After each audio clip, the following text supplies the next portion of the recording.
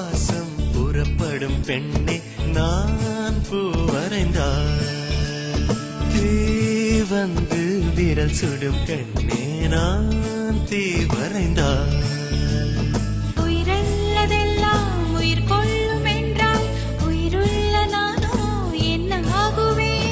உயிர் வாங்கிடும் ஓவியம் நீயடி